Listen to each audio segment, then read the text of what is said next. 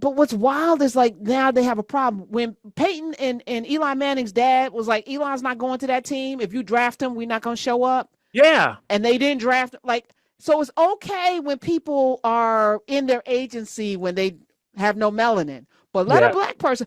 And it was so wild to watch them blatantly do this. Already, I don't watch football because of this nonsense right here. So why I Yeah. don't why I'm not going to give you my eyeballs and my attention when you disrespect my people. Experience Karen Hunter in a completely different way. Karen Hunter is awesome. The podcast. If you like me on SiriusXM Urban View Channel 126, you're going to love me. And Karen Hunter is awesome. Hey, this is Karen Hunter, host of The Karen Hunter Show on SiriusXM's Urban View. Karen Hunter is awesome is an actual podcast to bring heat and energy and knowledge and power. A 1-2 punch that I don't think you get anyplace else. Tell the truth. Check out the podcast wherever you get your podcast. You will not be disappointed. This race thing and these athletes and the history of slavery and the auction block and how so much of our sports, not just Coliseum games, but it has a nod to the plantation. Now they may be making millions of dollars and now all of the other things, but it's still owners presiding over, these black bucks on the field or on the court.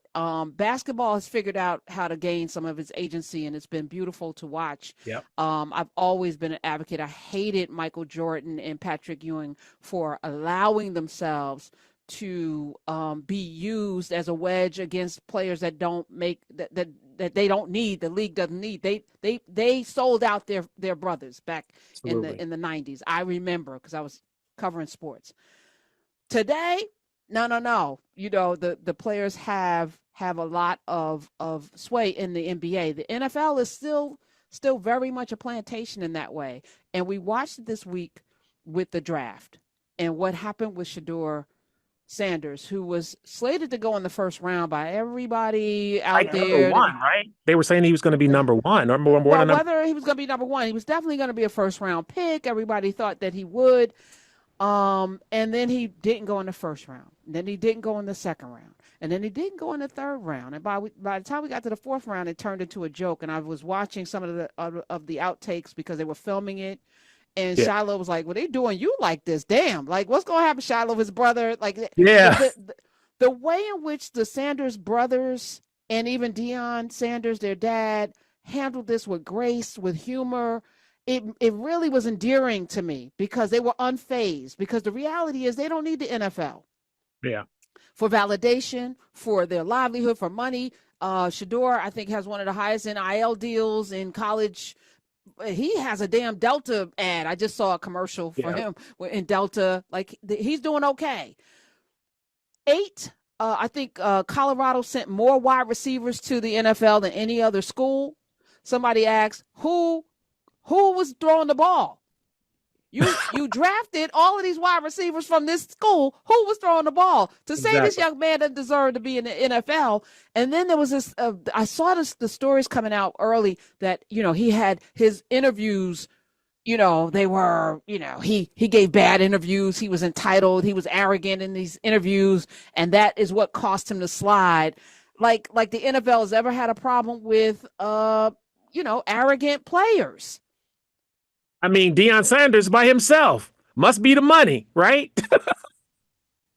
Deion Sanders, I actually covered the Yankees when he got drafted by the Yankees, and he was, playing with the gold chains, the rap music, and all, playing on both sides of the. I mean, he was a phenomenon. Yeah, absolutely. But what's wild is like now they have a problem. When Peyton and Eli Manning's dad was like, Eli's not going to that team. If you draft him, we're not going to show up. Yeah. And they didn't draft, so it's okay when people are in their agency when they have no melanin, but let a black person. And it was so wild to watch them blatantly do this. Already, I don't watch football because of this nonsense right here. So I'm not going to give you my eyeballs and my attention when you disrespect my people. Exactly. And I used to love football. Somebody came up to me on Saturday and said, "Were you in this fantasy football league? And we were battling online." I was like, "Yeah, I came in second." I'm mad about that. But I used to be very active in that thing. And now it's like, I can't give it over to you. You don't deserve my time because you don't care about us. You only care about what we can do for you, your wallet, right? And then this happened. So I'm going to play a couple of clips. I also want to play, and I'm glad the Chiefs lost. And shout out again to Jalen Hurts for having a scheduled conflict. Because we're in some times right now where we're going to have to see who's with us and who's not. And by us, I mean people who love liberty and justice for all. Either you're with us or you're against us. There's no more fence sitting. So if your hair is nappy and you're sad about your nappy hair, we're going to have a conversation. We're going to talk about you and your horrible ass wife. 866-801-8255. Let's play Chad Ochocinco's take on why Shedeur went so far. And this was after he dropped out, didn't get drafted in the third round. Chad had something to say. Play it. I've never seen nothing like this myself. Obviously, I know I only played a short time, but I've been around long enough to know. Obviously, the 11, 12 years I did play, and all the time I've been retired and enjoying the game and watching it from afar and understanding how good players are, regardless of what scouts may say. The eye in the sky doesn't lie. I watched Shedeur play from high school to college at Jackson State to what he was able to do at Colorado. I want everybody to understand that you'll never be bigger than the program no matter who you are. And they will show you, they will always remind you at any given time, if at any point you think you are bigger than the program. And that is all we're seeing, that's all we're seeing right now. Anyway, I got something today I really want to read. Chad, I want you to listen to me real quick. I'm not here to stir up. I'm happy for everybody that got drafted. I want you to listen to something that was sent to me on Instagram. Chad, y'all stay with me real quick and just listen to me very, very closely. What we are witnessing once again is the machinery of a system that has never quite known what to do with a free black man, much less than a free black family. The NFL, with all its pageantry and power, finds itself uncomfortable, even threatened, when the likes of the Sanders family walk into a room, not asking for a seat at the table, but daring to bring their own. Deion, Shedeur, this family has refused to shrink to fit the confines laid out for them. And so the machine does what it has always done. It seeks to diminish, to distort, to remind them and us that there is still a place for black folk. It is not at the head of the table. But the tragedy, you see, is not in their refusal to bow, but is in the nation's fear of black excellence unchained. The fear that has always been the real danger, not the power of our stride, but the shadow we cast when we stand upright, unafraid, and unapologetically ourselves. Yeah.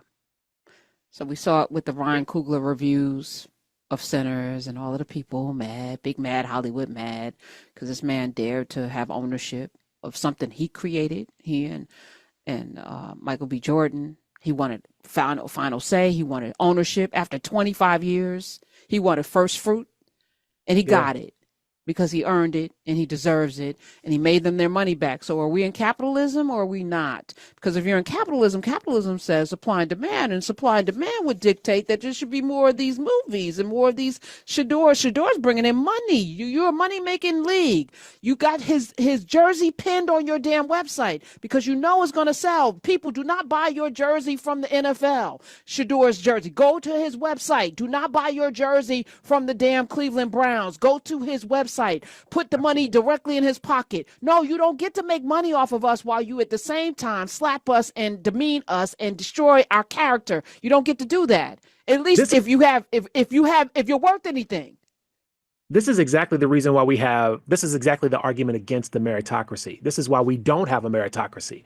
We actually have an oligarchy, right? We have this, because we do the right things, right? You tell us that you gotta be clean cut and shaven and have a specific type of dialect when you talk, and you have to have all this college education, and they still call the first black president unqualified, right? We have to do all of these things, and then all the things that they say we shouldn't do: multiple wives, multiple children, financial scandals, everything else, felon Like that's president, right? That's the rightful American, like, you know what I mean? So like this armor that like black people in America, disaffected people of all minority groups, right? Or all not minority, but all disaffected groups in America have to wear is improbable armor, right? Because it doesn't exist, because they don't dislike us because of how we act. They dislike us because of the way we look.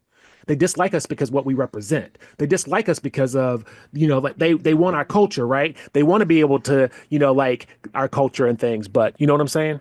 No, I don't even think they dislike us. I think again, sinners show the peak in. He They said, envy. I heard this music and I had to come to see because I need that to get to where I want to go. And you won't just give it to me. So I'm gonna take it.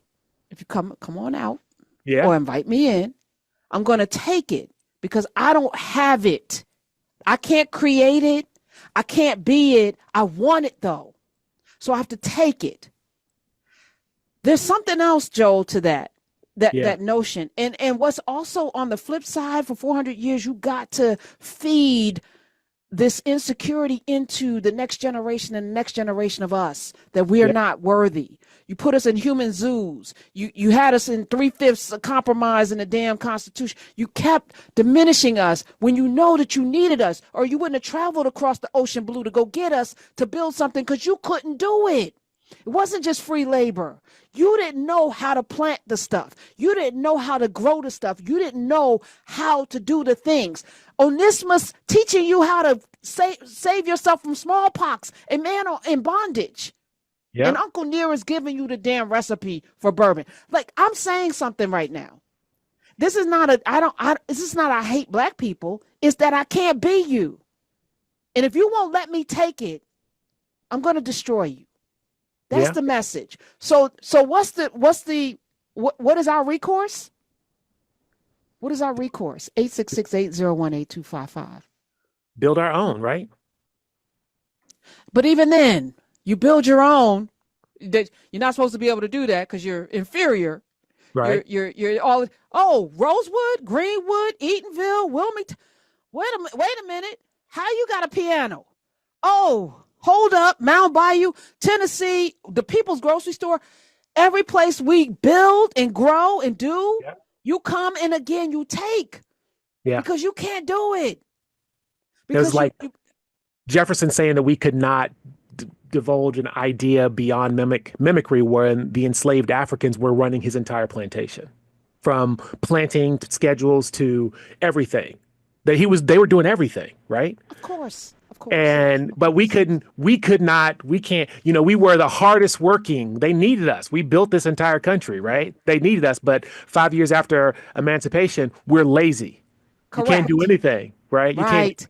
Right, because then now I need you. Now the thing is flipped, right? I need you to exist. And if I can't take you to build my wealth, then I have to destroy you. If I can't take you to build my wealth, then I'm going to have to get rid of you. If I can't and then all I have to do is pay somebody, because they're going to sell you out, right? So Gaddafi's own people or whatever. I just have to pay somebody. They couldn't have gotten Saddam Hussein if somebody didn't give him up. If the whole nation was. But they weren't. It was the Kurds and the this and the that. No, all different people fighting each other. That's the way forward. Sun Tzu said it. Divide and conquer is the first. So what did he do? Created whiteness, invited people in. Yeah. And if you're not white, then you're black. Who wants to be that? Look at how they're treated. And then you've created this divide, and it is so effective until we figure out how to move, which we are. Target is feeling it. Oh, yes. I don't care who you call. You can call Jesus right now. Ain't nobody getting us back in the Target. It ain't gonna work. Sorry. Costco was getting a lot of business. Costco doubled down, and people are like going to Costco, but they are boycotting Target because, it's almost like there's this metaphor, like you want our flowers, but you don't know how to deal with us when fall comes. Do you know what I mean? Like you don't want all of the other stuff. And they're afraid of it, right? They're afraid that we have this power. We've survived as a people so much that if we come back, right? If we get power, right? We're going to take vengeance. But that's never been what's happened in America. They know that that's not true. Never. They know that's not. They know that that's not even true. There's people. Here's the real narrative. No, the real narrative is if you actually get agency and you do whatever you get to do, unfettered. Yeah. I will never be able to compete with you. My children will never be able to compete with you. And so the lie that we've been telling ourselves for these last 100, 200 years will be borne out, because if we can't compete, then what are we? Are we any good? Toni Morrison would ask, what are you without your race? So you've been building this lie forever. But if the playing field is equal, you know the truth. I mean, it's history, Karen. We can look at this in history. When W.E.B. Du Bois wrote about this in Black Reconstruction, right? He wrote about the death rattle. The largest argument for enslavement came right before, the most fiery arguments came right before it ended.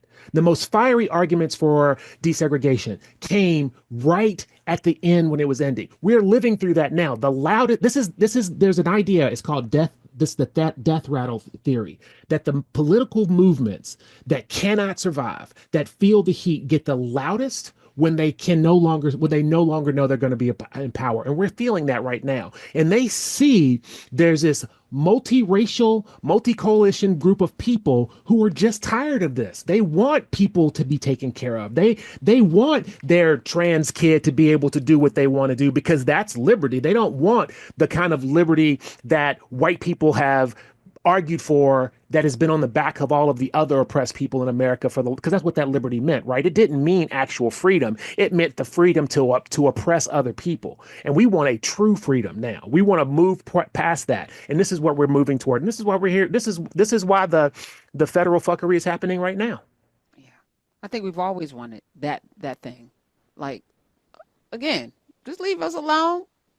And this is not even an us. This is not even an us and them thing, because in a perfect world, I had somebody come on my YouTube comments. Lady, it was like, because we were talking about last week with Rachel Bitterkoffer, the problem that we're having right now. And shout out to J.B. Pritzker. We're going to play a clip from him. And there's a lot of uncertainty right now in the Democratic Party, because they don't have any direction or any real leadership or anything to stand on, right? So, and the Republicans have just abdicated everything to this white nationalism. Yeah. That's what you're, the party of the Confederacy and racism. So it's very clear, right? But there's no direction.